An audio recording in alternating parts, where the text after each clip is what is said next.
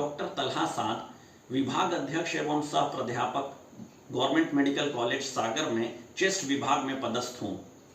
मैं काफ़ी लंबे समय से इस कोविड-19 आईसीयू में काम कर रहा हूं और जैसा कि आप सभी जानते हैं, इस कोविड-19 से संक्रमित व्यक्तियों की संख्या काफ़ी तेजी से बढ़ते चली जा रही है।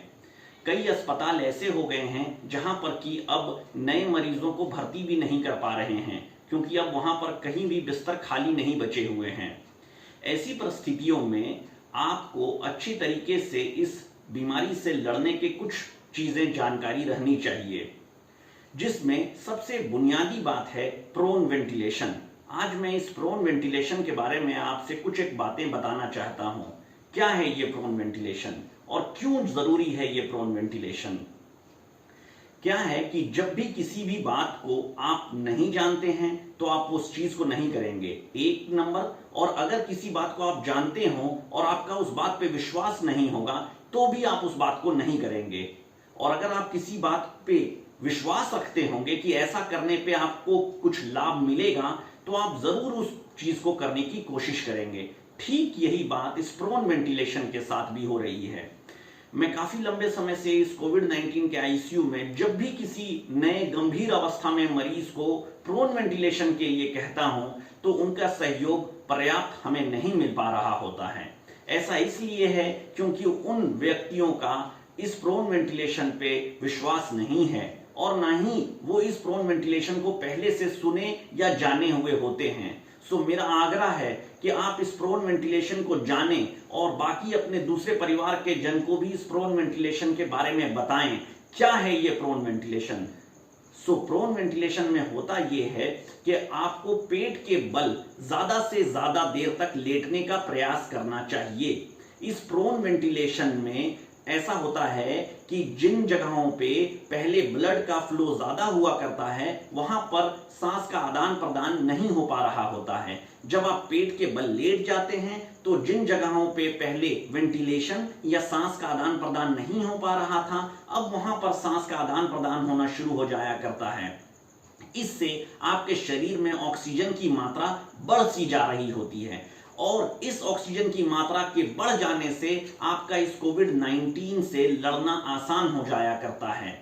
आईसीयू के मरीजों में हम 15 से 16 घंटे तक इस प्रोन वेंटिलेशन में मरीजों को रखने की कोशिश करते हैं। सो होता यह है कि वो जब पहले से इसकी प्रैक्टिस नहीं किए हुए होते हैं तो वो वहां पर नहीं कर पा रहे होते हैं। प्रोन वेंटिलेशन एक प्रकार का एक्सरसाइज है, एक प्रकार का व्यायाम है। इस व्यायाम में आप सभी को सहयोग देने की कोशिश करनी होगी। आपको इसको अपने घरों में प्रैक्टिस करना होगा। आपको अपने घरों में इस नए व्यायाम को समझ करके करने की कोशिश करनी होगी, जिसमें कि आपको पेट के बल पहले लेटने की कोशिश करनी होगी। एक तकिया को आप अपने पेट के नीचे रख सकते हैं और पहले दिन 5 मिनट लेटने की कोशिश करें, फिर 10 मिनट लेटने की कोशिश करें, फिर 15 मिनट लेटने की कोशिश करें, फिर आधे घंटे भी लेटने की कोशिश करेंगे। अगर आप पहले से प्रैक्टिस किए हुए रहेंगे, अगर आपका इस बात पे विश्वास रहेगा कि इस प्रोन वेंटिलेशन से मेरे शरीर में ऑक्सीजन की मात्रा बढ़ जाएगी और मैं इस गंभीर अवस्था से बाहर आ सकता हूं, तो आप जरूर से सहयोग देंगे और आपके ऐसा करने से कोविड-19 के गंभीर अवस्था से आप बाहर निकल आएंगे। मेरा पूरा विश्वास है कि अगर आप घरों में अपने परिवार के साथ इस तरह का एक्सरसाइज करना शुरू करें, जिसमें प्रोन वेंटिलेशन पेट के बल लेटने का प्रयास करेंगे, पहले दिन 5 मिनट, फिर 10 मिनट, फिर 15 मिनट, इस तरह से अगर बढ़ाते जाएंगे तो इसका पहले से प्रैक्टिस किया हुआ अगर आपका रहेगा तो जब भी आप कोविड-19 से गंभीर अवस्था में ग्रसित होंगे तो आप इसको कर पाएंगे और आपके ऐसा कर पाने से बड़ी ही आसानी से आप इस कोविड-19 की गंभीर अवस्था से लड़ लेंगे और आप इस बड़ी बीमारी से पार पा पाएंगे। तो आज से ही इस प्रोन वेंटिलेशन को पेट के बल लेटने का प्रयास करेंगे। 1 नंबर। 2 नंबर, दूसरी बात जो सबसे जरूरी है वो है पल्स ऑक्सीमीटर। पल्स ऑक्सीमीटर जो है एक छोटा सा डिवाइस होता है जिससे कि आपके शरीर के ऑक्सीजन को हम माप सकते हैं और इससे फायदा ये होता है कि जब भी आप कोविड-19 से अगर ग्रसित भी हो गए हैं या नहीं भी ग्रसित हैं तो आप अपने को रेगुलर उस ऑक्सीजन की मात्रा को घरों में ही नाप सकते हैं और 94% से अगर उसमें कम दिखा रहा है तो जरूर से जरूर अपने डॉक्टर से संपर्क करने की कोशिश करें और फ्लू ओपीडी में जरूर से आकर के दिखाने की कोशिश करेंगे। तीसरी चीज जो जरूरी है वो है खाने पीने पे ध्यान देने की जरूरत है।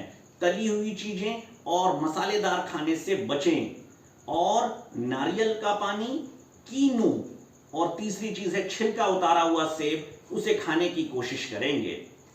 चौथी चीज है कि अपनी जो दवाइयां चल रही हैं, ब्लड प्रेशर की, शुगर की या अस्थमा की दवाइयां चल रही हैं, उन सभी दवाइयों को जरूर से समय पे लेने की कोशिश करेंगे। कोई भी दवाई को मिस ना करें, क्योंकि ये कोविड-19 जिन लोगों में पहले से गंभीर अवस्था की बीमारियां होती हैं उनमें ज्यादा गंभीर अवस्था में ले जाया करता है। ऐसा अभी देखा गया है कि कोविड-19 के कारण जिन लोगों में भी मृत्यु हो रही है उनमें पहले से गंभीर अवस्था की बीमारियां मौजूद रहा करती हैं। 90% लोग ऐसे मरे हैं, ऐसे लोगों की मृत्यु हो गई है जिन लोगों को पहले से ब्लड प्रेशर, शुगर या पहले से सांस की परेशानी रही थी। तो मेरा आग्रह है कि आप समय से अपनी दवाइयां जरूर से लें। और आखिरी सबसे जरूरी चीज है, ज्यादा से ज्यादा पानी पीने की कोशिश करेंगे। 3 से 4 लीटर पानी सुबह से शाम तक पीने की कोशिश करें। 15 ग्लास पानी पीने का एक टारगेट बनाएं और खुद भी पिएं और परिवार के सारे जन को पानी पीने के लिए उत्साहित करेंगे। धन्यवाद।